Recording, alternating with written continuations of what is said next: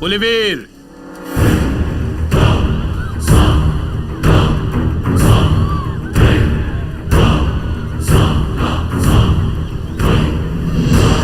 दिखने में तो बिल्कुल बाघ जैसे हो। सिर्फ दिखने में ही नहीं, डरिए मत, वो आपके बच्चे नहीं हैं, मेरे बच्चे हैं। हर हाल में उन्हें बचाऊंगा। एक कदम आगे बढ़ाया तो सारे बच्चे मारे जाएंगे। जीवन में खुशियां बांटने वाले स्वर्ग से सुंदर होते हैं बच्चे। उन्हें मारकर कौन से नरक में जाना चाहोगे? शासन को अपने हाथ में लेने के लिए कुछ भी कर सकता हूं मैं। जब तक हम जीवित हैं ये नहीं हो सकता। तुम्हारे आते ही इन सब का डर भाग गया। और वो डर तुम्हारे चेहरे पर दिख रहा है। दुष्ट के पास 1000 औजार होते हैं, भले के पास सिर्फ एक होता है, वो है प्रजा। वही तो, तुम्हारे औजार से ही मैं तुम्हें मारने जा रहा हूं। बच्चों के शरीर से अगर एक भी बूंद खून की निकली तो मैं तुझे... अगर तुम चाहते हो कि उनके शरीर से खून की एक भी बूंद बाहर ना आए,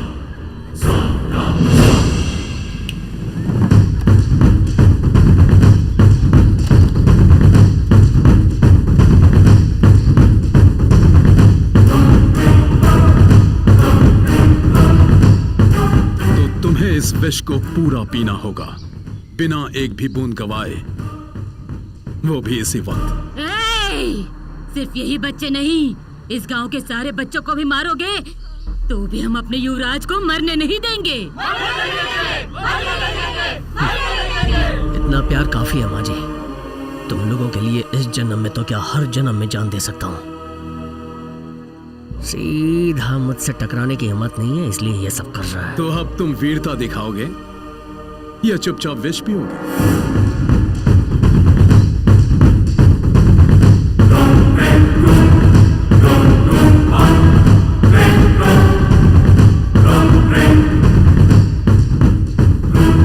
विष मैं पी लूं तो बच्चों को छोड़ देगा? कसम से?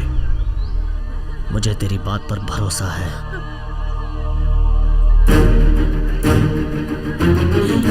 ऐसा मत कीजिए, आप इस राज्य के वारिस हैं। इस मिट्टी के लिए हम प्राण त्याग देंगे, पर आपको जिंदा रहना होगा। ऐसा मत कीजिए, ये विष मत पीजिए। ऐसा मत कीजिए, नहीं बेटा, नहीं। आखिरी जान तक को बचाना राजा का कर्तव्य होता है माँ जी। ऐसा मत कीजिए युवराज। मेरी आज्ञा का पालन करना आप लोगों का कर्तव्य है।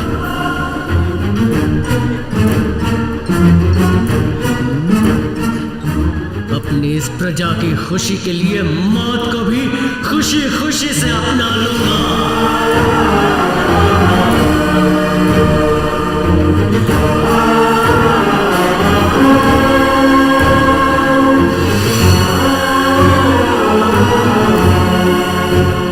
आप चले जाएंगे तो इस धरती को कौन बचाएगा?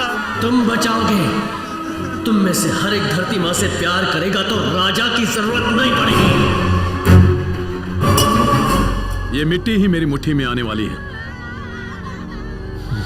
और तो इस मिट्टी को ही अर्पित हो रहा है। जल तरंग, मैं एक बीज हूं। अगर तुमने मुझे यहां दफनाया तो एक और पैदा होगा जो तुझे खत्म कर देगा। दलपति, युवराज का बेटा पैदा हुआ है। तुम्हारा कहना सच निकला, पैदा हो।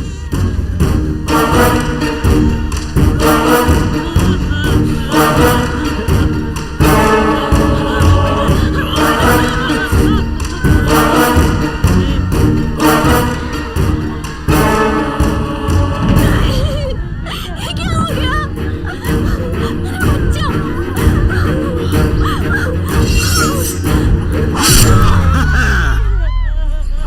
पुष्पा!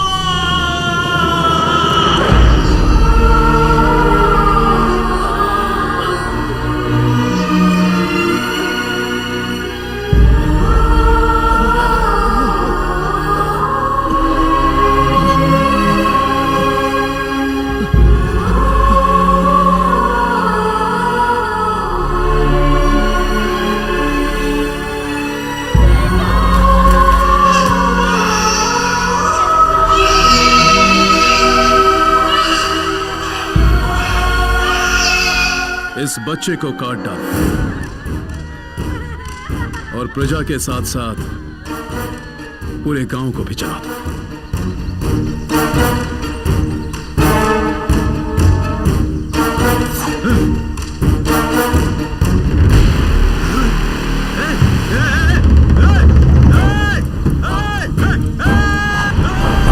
बच्चे को बचाने वाले पक्षी दरअसल मनुष्य ही थे, जिन्हें कुडवरी मुनि ने शाप दिया था। वो जानते थे कि एक दिन पुली का बेटा ही उन्हें इस शाप से मुक्ति दिलवाएगा, इसलिए उन्होंने उस बच्चे को अपने अंडे के साथ नदी में छोड़ दिया। राजकुमारी यमन रानी खुद ही मुकुट पहनकर रानी बन गई, लेकिन असलियत में हुक्म तो जल तरंग का ही चलता था। कुडवरी ऋषि ने जल तरंग के कहने पर एक महामृत्युंजय पूजा शुरू करवाई। वो यमन रानी के द्वारा हर सूर्य ग्रहण के समय पर पूर्णिमा के दिन पैदा हुई किसी अविवाहित कन्या की बलि चढ़वाता था। 18 साल तक इस पूजा को लगातार करने से वो दुनिया की सारी काली शक्तियों की मालिक बन जाएगी, और ऐसे में अगर जल तरंग उसके साथ संबंध बना पाए तो वो दुनिया की सारी काली शक्तियों का अकेला मालिक बन जाएगा।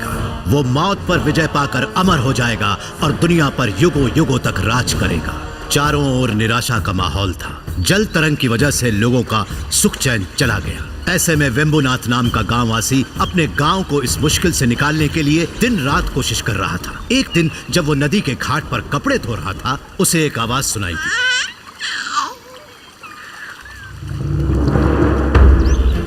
वो बच्चा कोई और नहीं, पुली का ही बेटा था।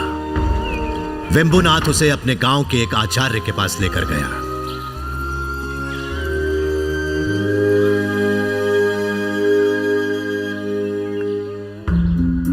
ये बच्चा पैदा होने के समय से ही मुसीबत में है। ठीक है, इस जड़ी बूटी में से हर दिन एक एक पत्ता देते रहो। अगर एक दिन भी भूल जाओगे तो आपत्ति आ जाएगी। संभल के। बहुत प्यास लगी है, पानी दीजिए ना। ये तो बोल रहा है। आज से मेरी बेटी को मिला के 3 बच्चे हो गए मेरे। बच्चे का नाम मगधीरा और बोलने वाले पक्षी का नाम सुरा रख के वो उन्हें पालने लगा।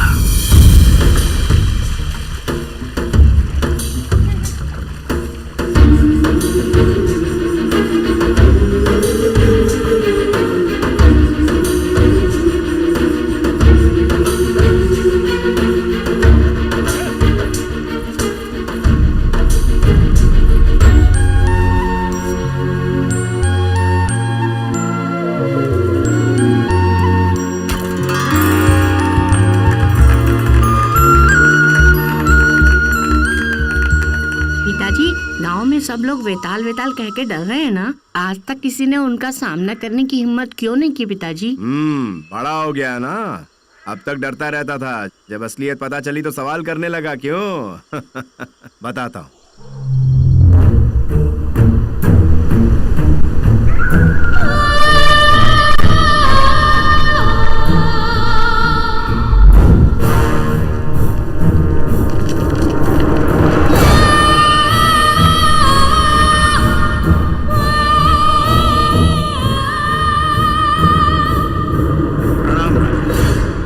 हमारे पास जो कुछ भी बचा खुचा धान और नगद है उसे भी आपके आदमी जबरदस्ती मारपीट करके ले जाते हैं। हम जानते हैं आप इस सब से अनजान हैं। इन सब के पीछे हमारी प्रजा को सताने वाला आपका दलपति जल तरंग ही है। हमारी रक्षा करना और हम लोगों का साथ देना आपका कर्तव्य है ना रानी माँ? आप भी बोलिए।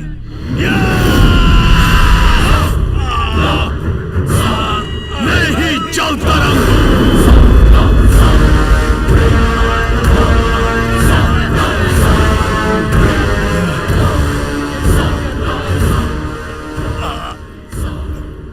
हमारी रानी जो आज्ञा देती है मैं वही करता हूं।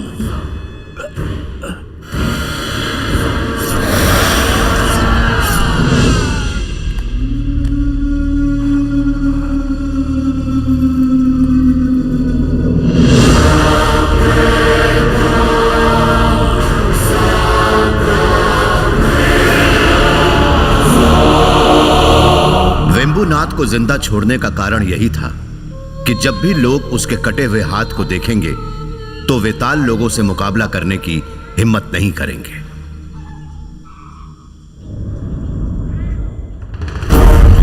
एक बार जब वाग्यनगर के लोगों ने कर नहीं भरा तो वेताल लोग अचानक गांव में आ गए। ये लीजिए मेरी बेटी पवन मल्ली को छोड़ दो, आज के बाद कल ठीक समय को छुड़ा देंगे। मैं नहीं मारा है। अगर हमारी पवन मल्ली को कुछ हो जाता तो इस डर से मैंने ही मारा था।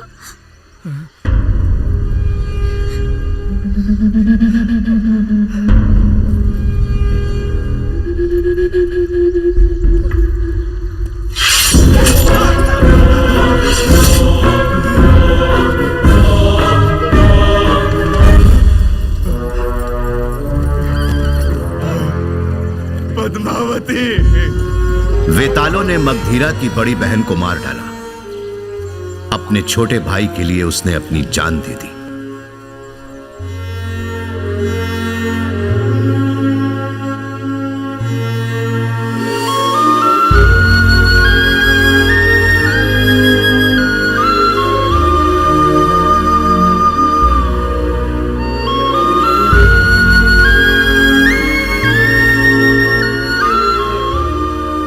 गांव के मुखिया चिन्न वर्मा ने पवन मल्ली को पढ़ाई के लिए बगल के देश में अपने मामा के यहां भेज दिया।